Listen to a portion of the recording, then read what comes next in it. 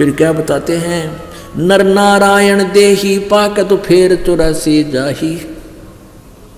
मनुष्य कितना, मनुष्य जैसा, परमात्मा जैसा सुंदर शरीर आपको मिला हुआ, नर नारायण। और इसे अच्छे शरीर में इतना सुंदर शरीर आपको भगवान ने दिया है अन्य प्राणियों से भिन्न, और इसको प्राप्त करके तो फिर 84 लाख योनियों में जाने की तैयारी कर रहा है। जा सतगुरु की मैं बलिहारी, जो जामण मरण मिटाई। अब वही बात आ गई कि ये नकली संत और ये इनकम्प्लीट गॉड, इनकी साधना से जन्म मृत्यु नहीं मिट सकती। जैसे अभी आपको बताया था, ब्रह्मा विष्णु महेश की भी मृत्यु, ब्रह्म जो 21 ब्रह्मांड का स्वामी है इसकी भी मृत्यु, और जो अक्षर ब्रह्म, अक्षर पुरुष 21 सात संग ब्रह्मांड का स्वामी, इसकी भी मृत्यु।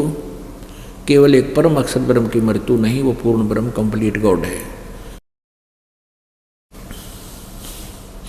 तो इनकी क्या बताते हैं, जा सतगुरु की मैं बलिहारी, जो जामन मरण मिटाई। जो ब्रह्मा, जो विष्णु और शंकर जी का कोई इष्ट मान के और आगे उपदेश दे रहा है,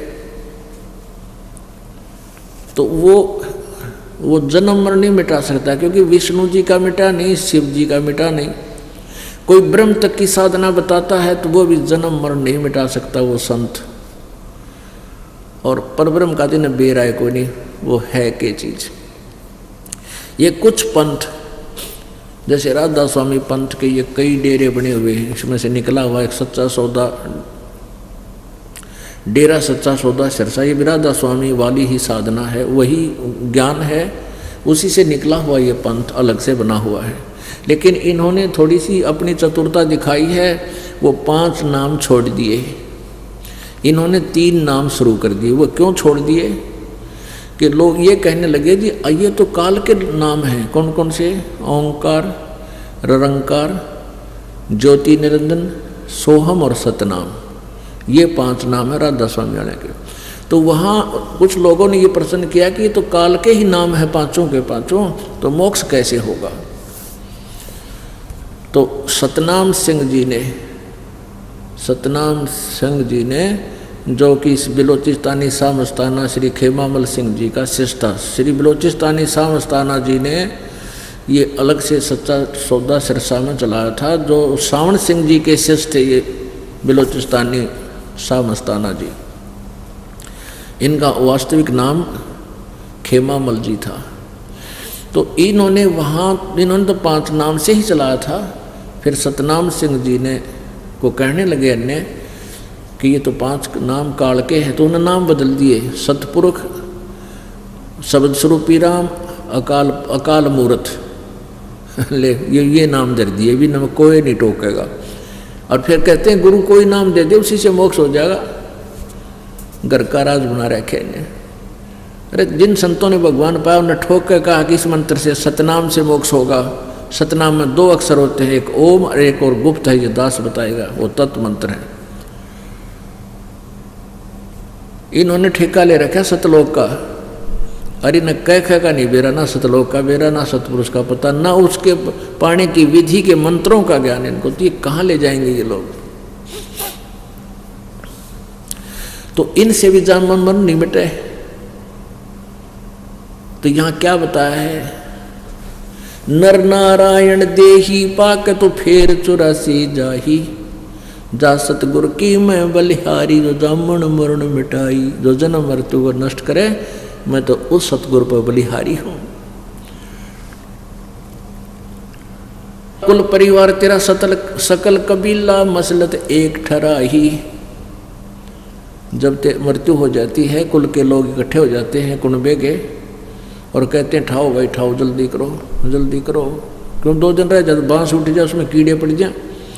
इसी किसा गंदा शरीर है, लेकिन ये सबसे श्रेष्ठ शरीर भी है, क्योंकि इसमें भगवान पाया जा सकता है।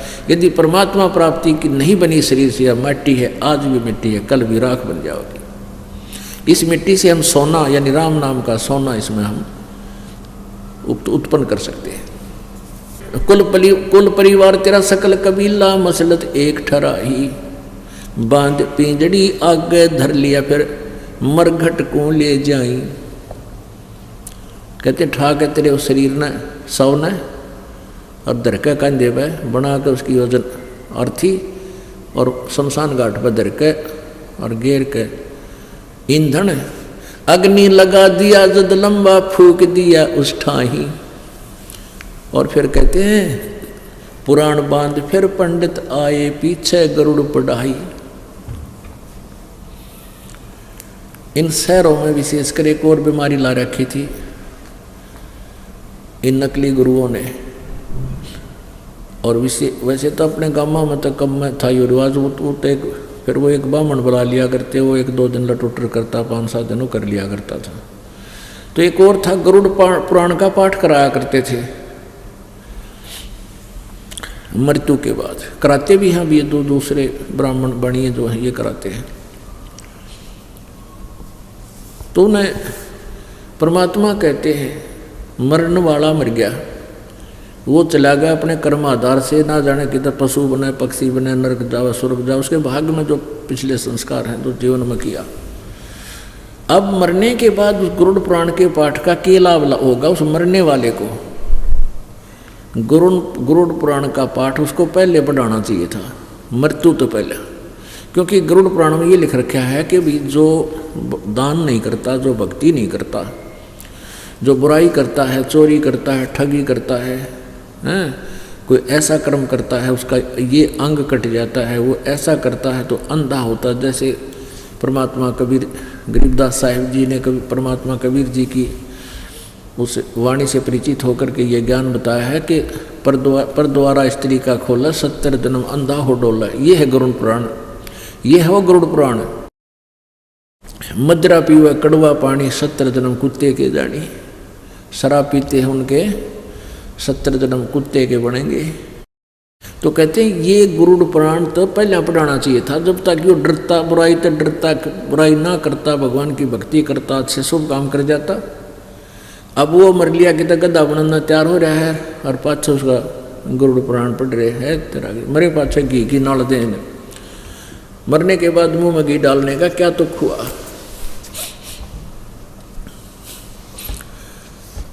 फिर क्या बताते हैं,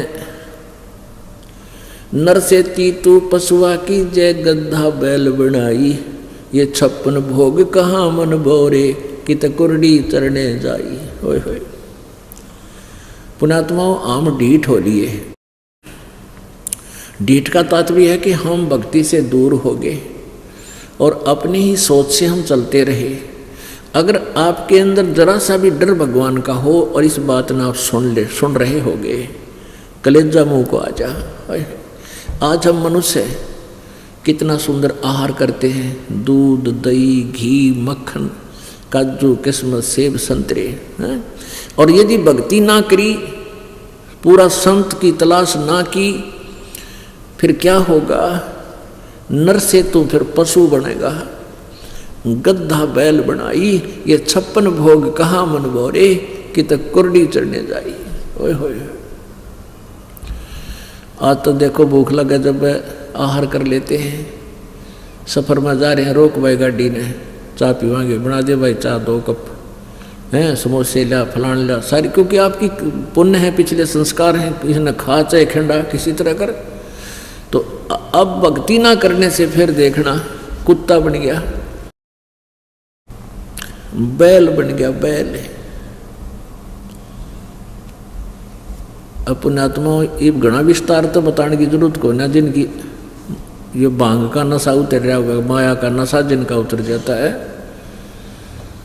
तो उनको अंडरस्टूड होता है कि गधा बनने के बाद क्या बनेगी, कुत्ता बनने के बाद क्या होगा इस जीव के संग में। अब कुत्ता सारी रात गली में बैठे, सारी रात भौंके, क्योंकि सुबह बना रखा है भौंकण का, और सुबह उठते उसको भूख लगती है, और किसी का गेट खुल जाता है ना सुबह सुबह, वो तो दावलाएं बैठा भाजा जागा और सीधा आँख सी बचाकर अंदर बढ़ जाता है घर में। और घर में भी फिर कहाँ जाता है? रसोई की तरफ, जहाँ उसको महक आ रही है, कोई रोटी टूकेगी। अब वो रसोई की तरफ चलता है, फिर घर वाले सदस्य की भी नजर रहती है, कुत्ता ना आ जा। उसको एक बार तक कहे तो चल चल, और वो ना डग गया क्योंकि भूख लग रही। वो दाव लाना चाहता कोई टूक मिले, फिर उसका मारा रट्ठा गए, टांग पर लगे कि तक कड़ में लग गए। फिर थोड़ी देर तो चिल्ला होगा ट्या ट्या ट्या। अब फिर देखेगा दूसरे घर में सूत बैठ जाए, फिर वहाँ पहुँचेगा। आगे उसके भाग उसका टूक मिले, जूत मिले। जब वहाँ भी लठ लग गया, फिर वो बाहर न भाग गया अगर टट्टी खाने।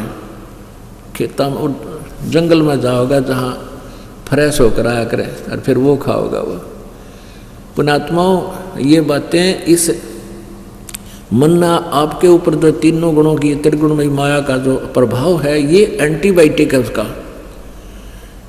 ये बकवाद छूटेंगी, भगवान में श्रद्धा बढ़ेगी। क्या बताते हैं? नर से ती तू पशुआ कीजे, गद्धा बैल बनाई।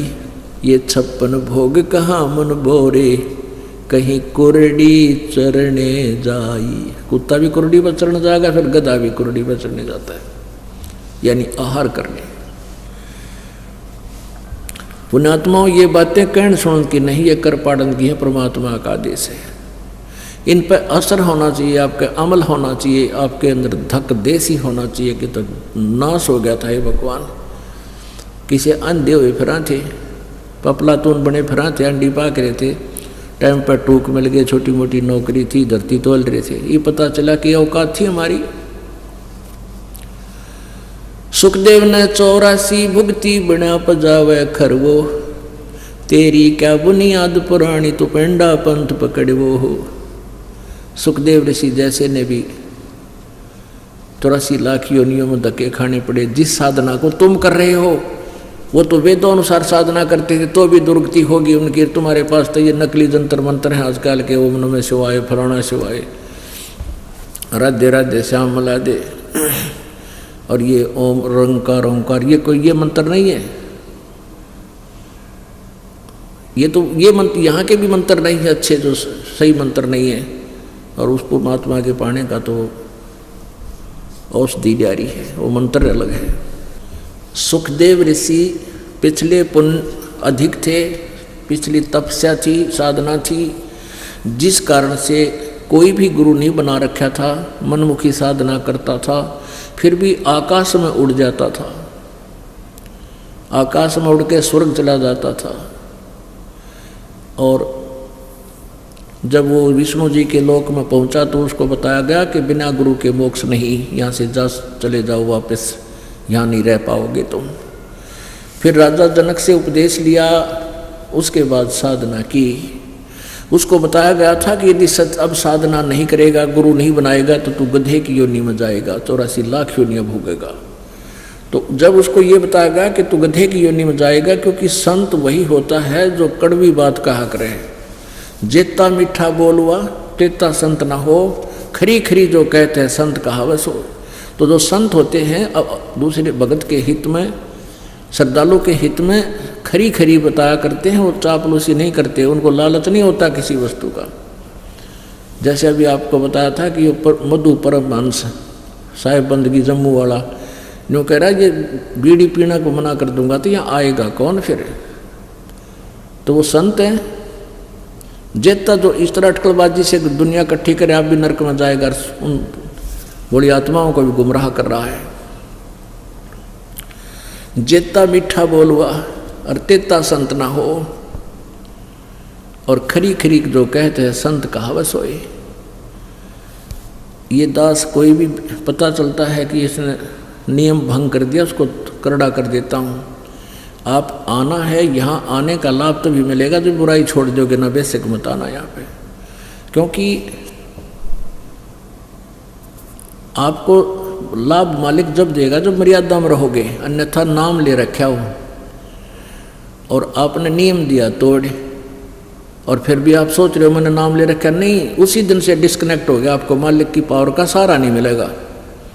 पूरी मर्यादा में रह कर देखो, फिर देखो मालिक के खेल। नए नए चमत्कार आप सोच भी नहीं सकते कि भगवान ऐसे काम आज भी करता है। हम सुना करते मीराबाई की रक्षा की, ध्रुव की प्रहलाद की करी, लेकिन भगवान वही है, चेंज नहीं हुआ। उससे लाभ पाने के तरीके हमने याद कौन रहे, तो इस प्रकार हम फेल हो गए।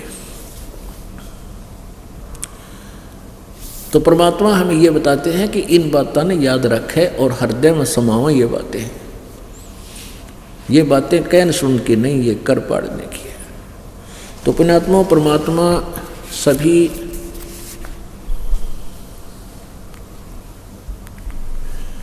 परमेश्वर कबीर जी जब स्वयं इस यथार्थ ज्ञान का प्रचार करने के लिए आए हुए थे, जो आज दास को ड्यूटी दी है, उसमें हिंदू और मुसलमानों को दोनों को ही समझाया करते थे कि तुम एक पिता की संतान हो और आप अपने को ना पहचान कर, परमात्मा को ना पहचान कर यहाँ भिन्न भिन्न बना दिए काल ने। त्रेता युग में कोई अलग मजहब नहीं था, द्वापर युग में भी कोई अलग धर्म नहीं था, सतयुग में भी कोई अलग से धर्म नहीं था। अब कलयुग में धर्मों की गिनती नहीं, पंथों की गिनती नहीं। इससे सिद्ध है कि यदि एक पंथ परमात्मा के पाने का एक ही पंथ है, एक ही मार्ग है, और ये अलग पंथ हैं तो वो विपरीत हैं। वो कौन सा विपरीत है?